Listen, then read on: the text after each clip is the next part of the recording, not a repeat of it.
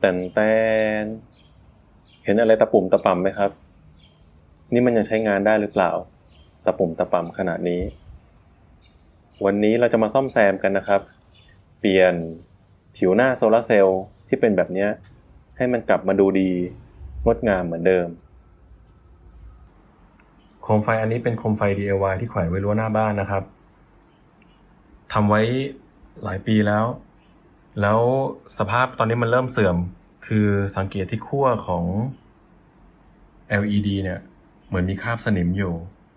อันนี้เดี๋ยวจะมาแก้ไขใน EP ถัดๆไปแล้วกันนะครับ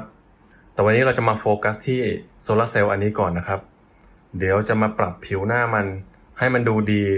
สวยงามคล้ายๆของใหม่กันนะครับต้องทำยังไงบ้างมาชมกันครับ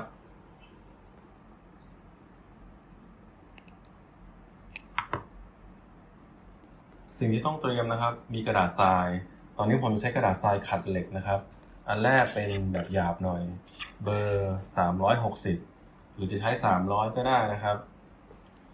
เมื่อมีกระดาษทรายหยาบแล้วก็ต้องมีกระดาษทรายละเอียดนะครับอันนี้เป็นเบอร์ 1,200 นะครับหรือใช้ 1,000 ก็ได้เป็นแบบละเอียดเดี๋ยวเราจะลงโดยใช้กระดาษทรายหยาบเนี่ยขัดน้ำนะครับไปบนผิวหน้าของตัวโซลาร์เซลล์ก่อน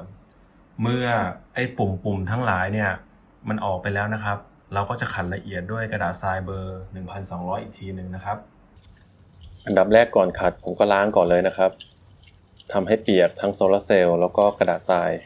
หลังจากนั้นก็เริ่มขัดเลยครับผิวหน้ามันตะปุ่มตะป่ำค่อนข้างเยอะนะครับขัดไปเรื่อยๆขัดกันไปยาวๆครับขัดไปพอเวลาคราบมันเยอะๆเนี่ยก็ล้างแล้วก็ดูตรงจุดที่มันยังไปไม่ถึงแล้วก็ไปขัดตรงนั้นดูนะครับล้างขัด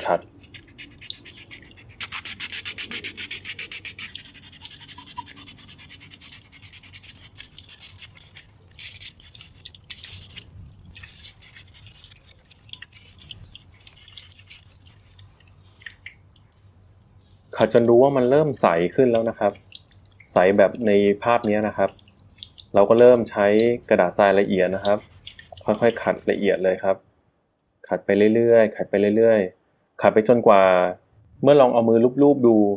มันก็จะลื่นๆมือนะครับไม่มีอะไรสากๆถ้าเป็นแบบนั้นก็น่าจะโอเคละตอนเปียกมันก็จะดูใสๆนะครับแต่พอแห้งเนี่ยมันก็จะมีขุ่นๆแบบนี้นะครับเป็นเรื่องปกตินะครับไม่ต้องตกใจเราก็จะมาเคลือบต่อด้วยน้ำยาเคลือบเล็บนะครับเพื่อที่จะเป็นตัวปกป้องตรงผิวหน้ามันแล้วก็จะให้มันเงางามด้วยนะครับอันดับแรกก็เทน้ำยาลงไปเลยนะครับไปประมาณนึงนะครับแล้วก็ใช้แปรงทาเล็บเนี่ยนะครับค่อยๆเกลี่ยให้ทั่วๆนะครับอันนี้ก็ระวังไว้นิดนึงนะครับตอนที่มันมีน้ำยาทาเล็บเยอะๆเนี่ยเราเกลี่ยไปมันก็จะไหลลื่นไปกับแปรงแบบนี้นะครับแต่ว่าถ้าเกิดเราเทน้อยเกินไปเนี่ยหรือว่ามันเริ่มแห้งมันก็จะเป็นรอยนะครับเมื่อทำเสร็จแล้วรวมๆก็จะประมาณนี้นะครับก็เห็นว่ามันก็ดูเงางามดี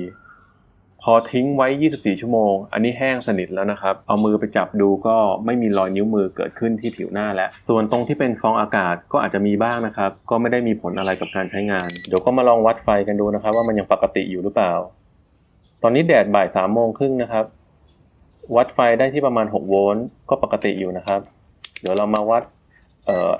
กระแสบ้างโดยการช็อตเซอร์กิตตอนนี้ได้อยู่ที่ 30-31.5 สเปคของโซลาร์เซลล์อันนี้อยู่ที่ประมาณ75มิลลิแอมป์ได้ประมาณครึ่งหนึ่งตอนแดดบ่าย3:30ก็โอเคครับสำหรับคลิปนี้ก็สั้นๆครับเอามาทำให้ดูกันคลิปหน้าจะเป็นยังไงรบกวนติดตามนะครับสำหรับใครที่ชอบก็กดไลค์กด Subscribe กดแชร์เพื่อเป็นกำลังใจให้กับช่องด้วยนะครับขอบคุณมากครับสวัสดีครับ